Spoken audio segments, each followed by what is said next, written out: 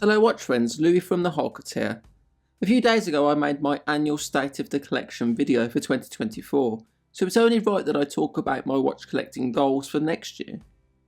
This time last year I said I would aim to sell watches I don't wear often and to be more selective in 2024, but it hasn't really turned out that way as I bought a lot of watches and my collection nearly doubled in size. Whoops. But you know, it doesn't really matter how many watches you own, or if you want to buy more, or sell some, or keep what you have. If we have the time and energy to worry about such things, then I suppose life isn't going too badly.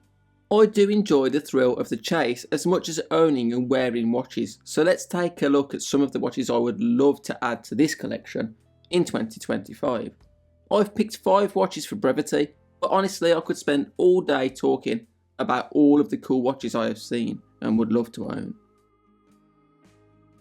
The Timex Cara Barrett collaboration is a watch that has been on my list since it was first released. It's just a lovely looking, dressy little watch.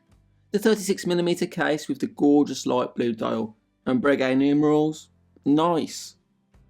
It is essentially a marlin on a stretchy bracelet though, and for that reason I thought there ain't no way it's worth £200 as nice as it is.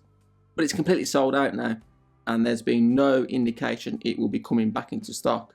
In hindsight, it was a mistake not to buy it right away, so if I can get it for close to retail, I most surely will. The official name of the watch is the V1, and that suggests there will be more releases in the future. Let's hope those are just as beautiful. I saw this watch in the flesh for the first time at Watch Pro Salon 2024, and I was enamoured with it straight away, like many people. The pink dial is so sexy, much more attractive than the overhyped pink Tudor Black Bay Chrono, and it doesn't cost £5 either. That's not to say the HTD Hessograph Miami Vice is cheap though. It's more than £1,500 before taxes, which would be the most I've ever spent on a watch. But it does have a decent mechanical movement in the Sellita SW510M. The problem with a lot of chronographs is that often you can look at them and say, that's a Daytona, or that's a Speedmaster. It's hard to design something that is its own thing while still being attractive and mass appealing. This watch is definitely not everyone's cup of tea, but that's part of the appeal to me. If you're a regular viewer of this channel, you'll know I have a huge soft spot for dress watches, especially quirky and interesting dress watches. The Jean-Dive Sectora certainly fits the bill with its unique case shape and jumping hour movement.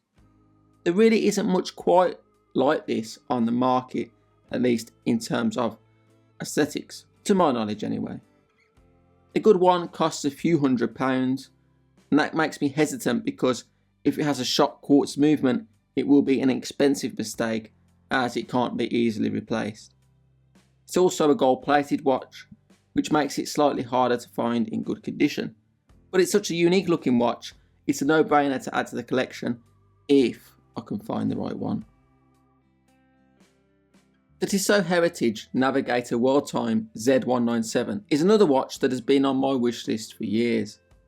As with all Tissot Heritage models, it is a re-edition of a classic Tissot, this time the 4002-02 from the 1950s. I have zero need for a world time watch, it's just a cool complication for complication's sake. The worst thing is I actually bought one this year, but it had undisclosed damage and a replacement crown, and I had to return it. I was absolutely gutted. The seller originally said the crown was one that was on the watch when they bought it, but I later saw it relisted under another account, and the seller stated they had the original crown, but it had suffered with bad gold plate loss. It seems I dodged a bullet, but I do feel bad for the next person that gets hoodwinked by that charlatan. Of course I want a Z197 that's as close to mint as possible, that probably goes without saying, but it is proving to be rather elusive. As much as I enjoy collecting and wearing affordable watches, I can't resist the urge of the big watch brand. The modern Rolex catalogue leaves me mostly cold, aside from a few solid gold offerings. Vintage Rolex is a completely different story.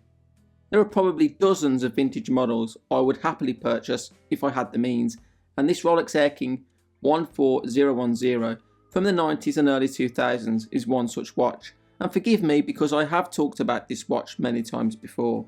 The engine turn bezel and 369 Arabic numerals make this watch unmistakably Rolex, and the salmon pink dial gives it a subtle, colourful twist. Although it's a sporty watch, its styling and the slightly smaller 34mm case size make it way more elegant than nearly all modern Rolex watches.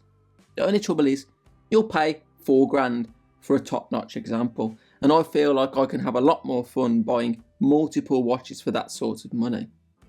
If my financial situation is transformed and dropping $5,000 or whatever on a watch is no longer a big deal, then sure, I'll probably own a bunch of Rolexes. Until then, if I can just add this one, I'll be a very happy bunny. This isn't an exhaustive list, I just picked a few interesting watches to talk about. There are many more that have caught my eye, of course.